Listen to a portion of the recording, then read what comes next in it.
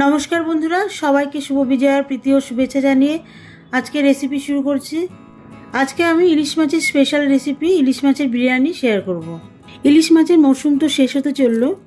আমি তো ইলিশ ভাপা, দই ইলিশ এই ধরনের রেসিপি আপনাদের সাথে শেয়ার করেছি, তাই আজকে আমি ইলিশ মাছের এই স্পেশাল রেসিপি আপনাদের সাথে শেয়ার করছি। ইলিশ মাছের বিরিয়ানির জন্য 4 পিস ইলিশ মাছ নিয়েছি। মাছগুলোকে প্রথমে লবণ আর হলুদ দিয়ে ম্যারিনেশন করে 10 মিনিট রেখে দেবো।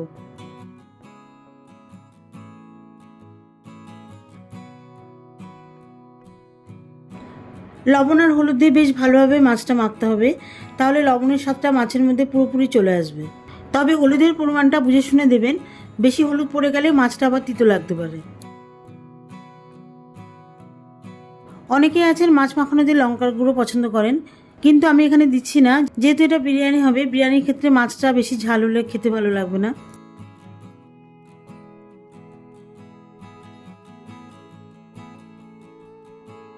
এরপর একটা বাটির মধ্যে প্রায় 1 কাপ মতো উষ্ণ গরম দুধে 1 চিমটি মতো জাফরান মিশিয়ে দেবো।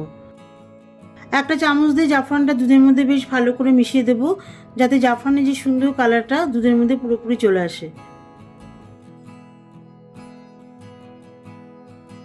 এখন বিরিয়ানির জন্য ভাত তৈরি করে নেব। এর জন্য একটা পাত্রে জল বসিয়ে দিয়েছি। দিয়ে দিচ্ছি একটা স্টার অ্যানিস, দুটো মিডিয়াম সাইজের দারচিনি স্টিক, 4-5টা ছোটো এলাচ, একটা বড় এলাচ, লবঙ্গ আর অল্প একটু সাদা তেল দিয়ে দিচ্ছি। ভাতের মধ্যে লবণের স্বাদ আনার জন্য লবণ দিয়ে দিচ্ছি পরিমাণ মতন। এবারে সমস্ত সুগন্ধযুক্ত গোটা মশলা, লবণ, তেল জলের মধ্যে ভালো করে মিশিয়ে দিচ্ছি। দিয়ে দিচ্ছি দুটো তেজপাতা। তেজপাতা দেওয়ার পরে জলটা ভালো করে ফুটতে দেব। জলটা ফুটে এসেছে, এখন 300 গ্রাম বাসমতি চাল দিয়ে দিচ্ছি। চালটা আমি আগের থেকেই ভালো করে ধুয়ে জল ঝরিয়ে পরিষ্কার করে নিয়েছিলাম। এবারে একটা হাতা দিয়ে ভালো করে নাড়িয়ে দিচ্ছি।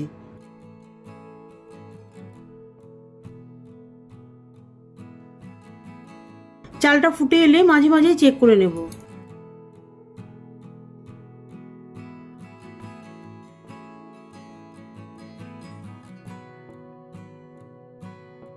তো বন্ধুরা দেখুন, চালটা এখন 80% মতন সেদ্ধ হয়ে গেছে।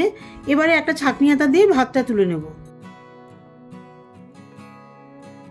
সমস্ত ভাত ছাঁকনি হাতাতে তুলে নেওয়ার পরে একটা ঝাঁঝরি থালায় বাকি ফ্যানটা ঝরিয়ে নেব। ভাতটা ঝাঁঝরি থালার মধ্যে বেশ সুন্দর করে ছড়িয়ে রাখতে হবে, তাহলে ভাতটার মধ্যে বিন্দুমাত্র ফ্যান থাকবে না, খুব সুন্দর ঝরঝরে থাকবে। ভাতটা মোটামুটি তৈরি করে নিয়েছি, এবারে মাছটা রান্না করব। এর জন্য একটা গ্যাসে কড়াই বসিয়ে দিয়েছি। দিয়ে দিচ্ছি সর্ষের তেল।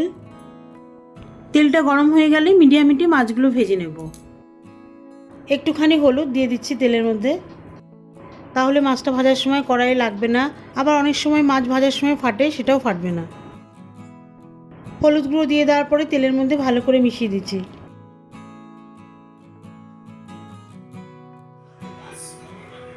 গরম তেলে একটা একটা করে মাছ দিয়ে দিচ্ছি। মাছগুলোকে খুব একটা বেশি কড়া ভাজবো না, মাছের দুপাশে 1 মিনিট 1 মিনিট করে ভেজে তুলে নেব। আর এই রেসিপিটা আমি সর্ষে তেলেই করছি, যেহেতু ইলিশ মাছের বিরিয়ানি সর্ষে তেলেই বেশি স্বাদ হয়।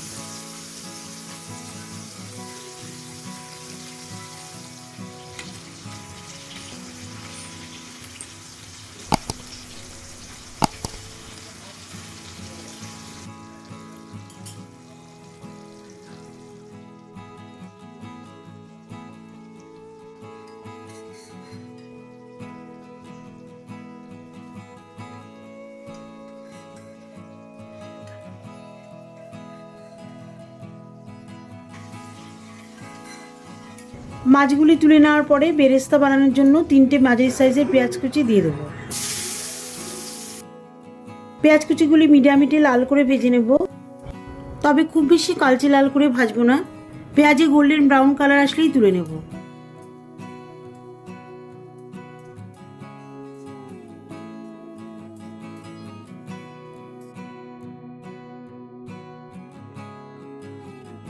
বেরেস্তা তৈরি হয়ে গেছে, এবার এখান থেকে অর্ধেকটার মতন পেঁয়াজ ভাজা তুলে নেব।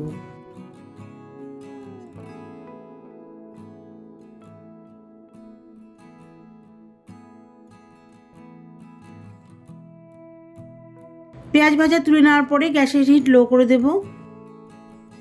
পেঁয়াজ ভাজার মধ্যে দিয়ে দেব 2 চামচ মতন লিকুইড ঘি। খুব সামান্য পরিমাণ জয়িত্রী পাপড়ি।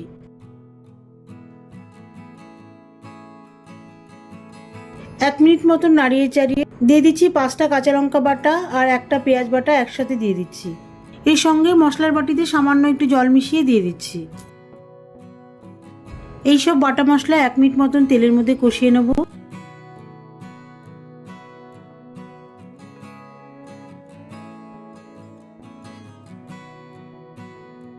দিয়ে দিচ্ছি 1 টেবিল চামচ মতন আদা রসুন বাটা।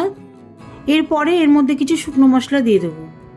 দিয়ে দিচ্ছি 1 টেবিল চামচ মতন ধনে গুঁড়ো, জিরে গুঁড়ো, হাফ চামচ মতন শুকনো লঙ্কার গুঁড়ো, খুব সামান্য পরিমাণ হলুদ গুঁড়ো। এইসব গুঁড়ো মশলা দিয়ে দেওয়ার পরে আবারও 1 মিনিট মতন কষিয়ে নেব।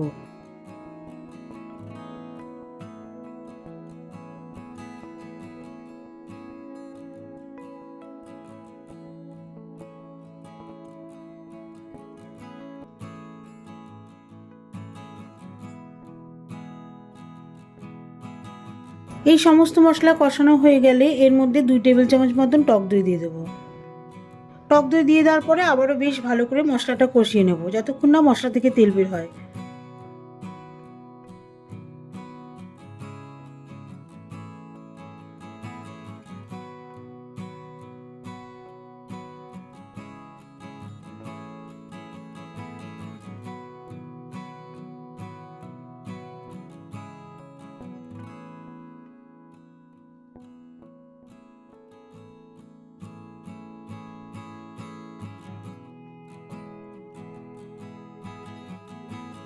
মশলা থেকে বেশ তেল বেরিয়ে এসেছে, দেখুন মশলাটা বেশ ভালোভাবে কষিয়ে নিয়েছি। এখন এর মধ্যে 2 গ্লাস মতন জল দিয়ে দেবো। জল দেওয়ার সময় গ্যাসের হিট মিডিয়াম করে দিয়েছি। গ্রেভিতে স্বাদ আনার জন্য একটুখানি লবণ দিয়ে দেবো। লবণটা ঝোলের মধ্যে ভালোভাবে মিশিয়ে দিয়ে একটা একটা করে মাছ ঝোলের মধ্যে দিয়ে দেবো।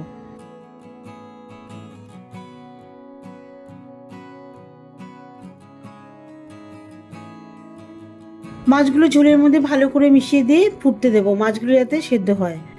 তবে খুব বেশি সেদ্ধ করব না, প্রায় 50% মতন সেদ্ধ হয়ে গেলেই মাছগুলোকে তুলে নেব।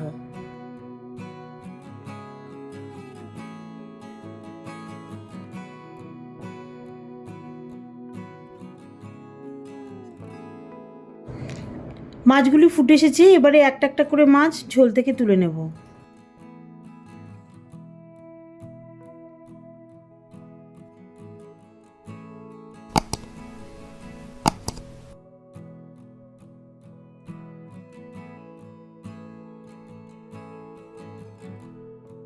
মাছগুলি তুলে নেওয়ার পরে এই যে ঝোলটা আছে এটার একটা ঘন গ্রেভি তৈরি করে নেব। তো বন্ধুরা দেখুন ঝোলটার ঘন গ্রেভি তৈরি হয়ে গেছে। এবারে এর থেকে অর্ধেকটার মতন আমি গ্রেভি তুলে নেব।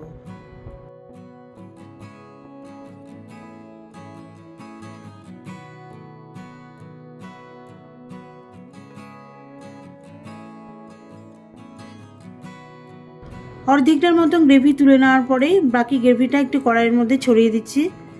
এখন বিরিয়ানির জন্য ভাত আর মাছের একটা লেয়ার তৈরি করতে হবে। ছাঁকনি হাতা দিয়ে অর্ধেকটার মতন ভাত গ্রেভির মধ্যে সাজিয়ে দিচ্ছি। ছাঁকনি হাতা দিয়ে ভাতটা গ্রেভির মধ্যে ভালো করে ছড়িয়ে দিচ্ছি। যতটুকু ভাত রান্না করেছি তার অর্ধেকটা পরিমাণ ভাত প্রথমে সাজিয়ে দেব।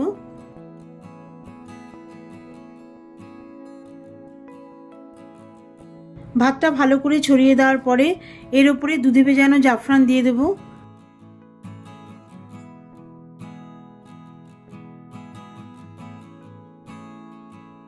এবারে মাছগুলো ভাতের উপরে সাজিয়ে দেব।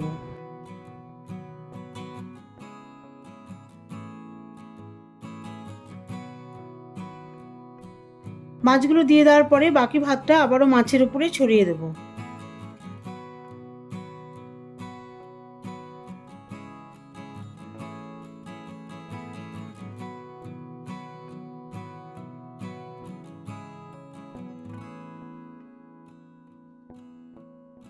দুধে ভিজানো বাকি জাফরানটা দিয়ে দিচ্ছি।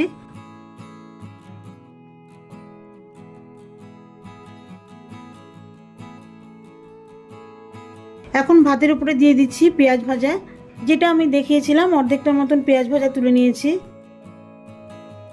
অর্ধেকটার মতন মশলা তুলে নিয়েছিলাম, সেটা ছড়িয়ে দিচ্ছি ভাতের উপরে।